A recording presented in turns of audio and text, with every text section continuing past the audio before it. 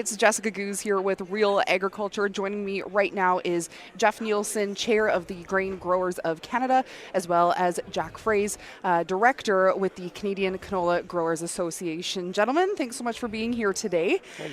We are talking about something quite serious and top of mind for farmers right now, and that is the review for the BRMs that need to happen, but unfortunately it's kind of stuck in molasses right now. We're waiting for stuff to happen. Minister Bibeau was here at Crop Connect, which we're at in Winnipeg, but not a lot of talk on it. It's still, or not a lot of walking, a lot of talking still. So Jeff, first off, what are you seeing as far as the reviews process? It's been, I guess, stalled. We've been at this for over 3 years now, the Ag Growth Coalition that Jack and I are a part of. And we've been asking for reforms. We've been asking for changes. We're asking for ag stab to be increased to the 85% level and the reference margin limits eliminated, as it was years ago, just to help farmers carry through to the next suite of programs that will be coming out in 2023.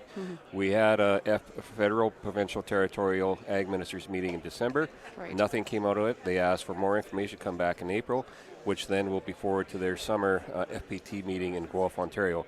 So we're really frustrated that the government is showing a lack of concern for Canadian grains producers. Jack, you mentioned here earlier that there really hasn't been much movement. We've been in this for a couple of years now. As not only a director now, but also past president of the CCGA, how frustrating is this? Well, it's extremely frustrating. If you look at the environments, how everything has changed in agriculture in the last number of years, and the business risk management programs just haven't kept up. They're stuck in Stone Age, so to speak. If you're looking at 70% margins on agri-stability, really the program less than 30%, around 30% enrollment. There's a reason why the enrollment is at such a low level. So obviously, it's not meeting the needs of Canadian farmers. The program may have been designed for what it's doing, and they claim it's successful, but it's not meeting the needs of Canadian farmers. Yeah. What are you hearing from your members? They are extremely frustrated. Like I say, we've had basically 3 black swan events in 1 year, where we have the China market closed, and then we had the harvest that like none ever like before. None other. Harvest from hell, as a lot of people were calling it, right? Call it that. And then lately with the coronavirus and everybody taking everything off the table, and the canola prices dropped another $20-some a ton, and there's no backstop for all these major events that are happening, and who knows what's coming down the road. I mean, these are things that are facing us almost on a weekly or monthly basis, and hence the coronavirus, all these kind of things. Now the rail system is starting to fail us, and it's just going on, and we need some kind of a system or safeguard to you need cover that the safety gaps. net, exactly, and especially because it is such a stressful time right now. Like you mentioned, those 3 black swans, now a 4th one in the mix with these rail line blockades. Jeff, in your opinion, why do you think it is taking so long? Like, why are we kind of waiting for the numbers here? I think Jack and I really scratch our heads on that. Like, we've started this, Ag Growth Coalition was started over 3 years ago. We've been to the summer meetings, the federal, provincial, territorial ministers meeting, pushing something. We asked, first 1 year we had a review come out of it. Then they formed another committee after that. They still seem to want to keep on pushing the ball down the playing field, but not getting anywhere, not scoring any goals. We, as Jack mentions, we're in an environment where our farmers need assistance now. We expect our government to back our producers, but we expect to be a part of that through a lot of these programs, through crop insurance, through Ag Stab, through all the other programs. Like, we're a part of it. We're not asking just for support. We actually contribute as part of that too, and we expect our government to respond and be responsive to our needs when we have our needs. These are things out of our control. The China situation, the political issues that are out there right now, the rail blockages. We're going into summer, or going into spring. We're going to have road bans on throughout West Canada soon. We're going to see. We still could have winter coming on too. There could be still slowdowns, and we have ships waiting in ports for our product, and we have customers asking for that product. We can't get it to our export position, so that's a financial burden on our farmers. That's why we need programs like this to help us in those situations. And my apologies, I can't recall who you spoke with, but you recently had a meeting with I think, Deputy Minister? Deputy Minister Chris Forbes in Ottawa. Okay. Yes. How did that go? What were you kind of seeing as far as kind of the mood or the tone of the meeting? It was trying to find common ground still. There is a concerted effort from their part to help us. They just can't figure out how to do it yet. With AgriStability, it's a federal provincial split. They expect support from their provincial governments, and we're working.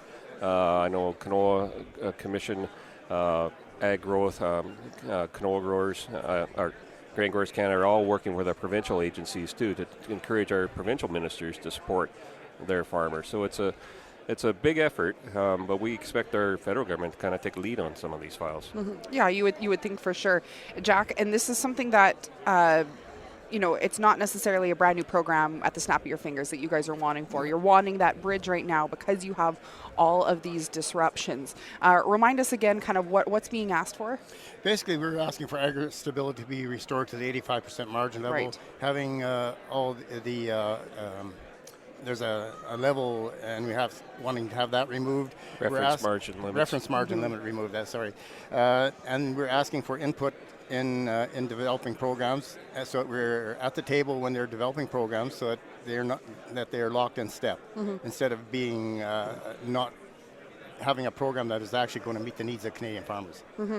Now, as we're talking about the rail lines here and we're seeing protests happen, could that be something that we could see from the commodity groups to really get things done? I'm not so sure that that's Maybe not protest is the right word, but what would be kind of the next step? I don't know. The frustration level is such that, I mean, just take a look at the China event, political event, took basically $900 million to $1 billion out of Canadian canola growers' pockets. And when we see that disappearance out of our pocket, it's no fault of ours. It's a political event, and there's no consequences for it, and yet we're caught holding the bag. In the meantime, we're facing carbon taxes and all these other added costs. The costs have gone up so significantly that the margins are really slipping, and so we're faced with all these consequences, and we don't know where to turn. As far as what you're hearing from Minister Bibeau, do you feel like she's hearing you, or is it still that stalling period? I think we're still in the stalling period. I think initially when Minister Bibeau became our minister almost a year ago now, the engagement with the farm groups and the farm community was very good. She is a good listener. I've met her several times, like Jack has too.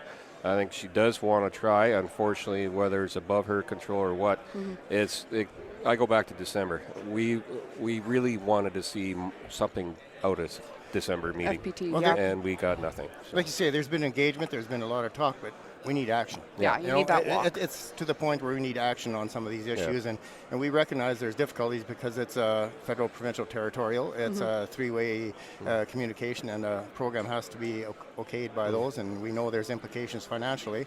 And initially, when the ag growth got started, we weren't even asking for more money. We were just asking for the programs to be reevaluated. Well, that's out the door.